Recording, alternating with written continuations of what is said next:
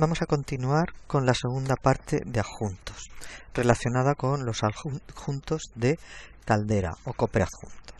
Estos adjuntos entran en dos categorías, o se pueden clasificar en dos categorías, lo que se llaman word extender o prolongadores del mosto, en los cuales se añaden esencialmente solo carbohidratos, es decir, solo van a aportar carbohidratos, como sacarosa, se pueden añadir sacarosa, azúcar invertido, que es una mezcla de glucosa y fructosa, que es la sacarosa hidrolizada al 50%, y jarabe de almidón hidrolizado. Y los word replacement o sustitutos del mosto, que aportan carbohidratos y otras sustancias. Estos son extractos de malta y jarabe fabricados de cereales hidrolizados. Estos materiales añaden, como os he dicho, carbohidratos y una mezcla compleja de otras sustancias. En cuanto a la sacarosa, procede de la caña de azúcar o de la remolacha azucarera. Es un adjunto que suele gustar mucho a la gente y se usa como un sólido o en solución, y también como disacárido o como su producto de hidrólisis. Una mezcla equimolecular de glucosa y fructosa, que es lo conocido como azúcar invertido. Normalmente los materiales basados en sacarosa, a excepción de Australia, se usan poco porque suelen ser bastante caros. Si queremos usar azúcar de remolacha, se debe usar pura, porque las impurezas suelen proporcionar sabores desagradables, mientras que el azúcar de caña puro es perfectamente aceptable, y además las preparaciones que están parcialmente purificadas son las preferidas porque aportan sabores deliciosos. Además, estas preparaciones pueden contener pequeñas cantidades, quizás un 5%, de disacáridos y trisacáridos que no serán fermentables. En la tabla siguiente se muestran las características de los adjuntos líquidos usados para producir mosto. Hay que tener en cuenta que para obtener, como podéis ver, la sacarosa, la proporción que hay en sacarosa como adjunto es el 100% es sacarosa.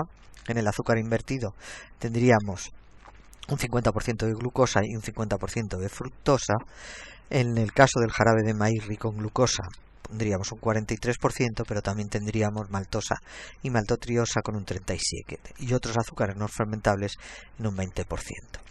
El jarabe de maíz rico en maltosa tendríamos muy poco porcentaje en glucosa, que sería un 3%, y en cambio maltosa y maltotriosa un 72%, más otro 25% de azúcares no fermentables.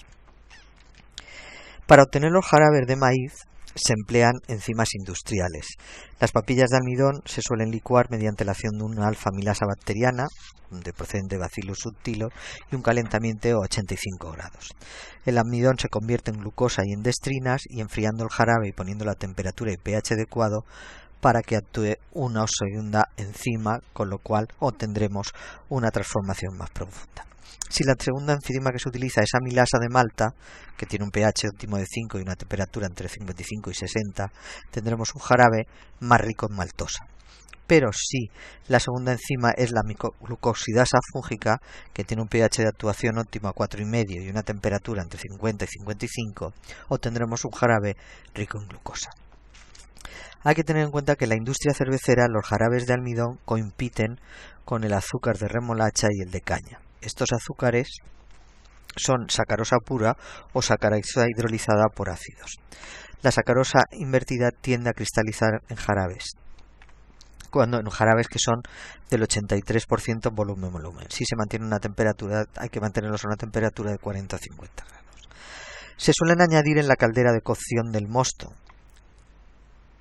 Como la extracción de azúcares ya se ha hecho por el fabricante del jarabe, el cervecero solo tiene que mezclar estos con el mosto. Pueden usarse para incrementar la concentración del mosto en la caldera, permitiendo elaboraciones de alta densidad.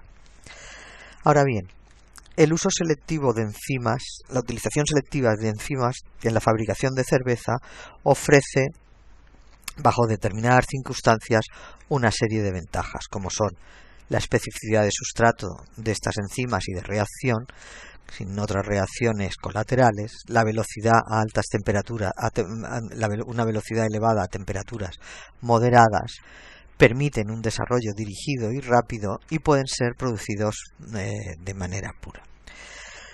Las más utilizadas en la fabricación de cerveza son las amilasas, las proteasas, las glucanasas y las decarboxilasas. Las amilasas favorecen la degradación de almidón en la sala de cocción ante grandes proporciones de adjuntos y para la degradación sin residuos de almidón para cervezas con bajo contenido de hidratos de carbono, como puede ser la cerveza dietética. Las proteasas suelen utilizarse para intensificar la degradación de proteínas y así aumentar la proporción de FAN. Las glucanasas para la degradación en la sala de cocción de glucanos de alto peso molecular y así evitar problemas de filtración.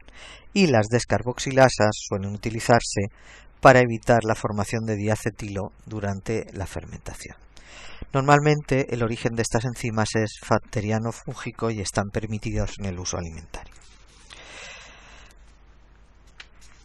Además, las enzimas exógenas usadas en la fabricación de cerveza son importantes si se usan porcentajes mayores del 20% de adjuntos. Es decir, es necesario agregar preparados de enzimas para ayudar a los procesos degradativos, para que no se retrase o se detenga la degradación, ya que con las enzimas de la malta no tendríamos suficiente.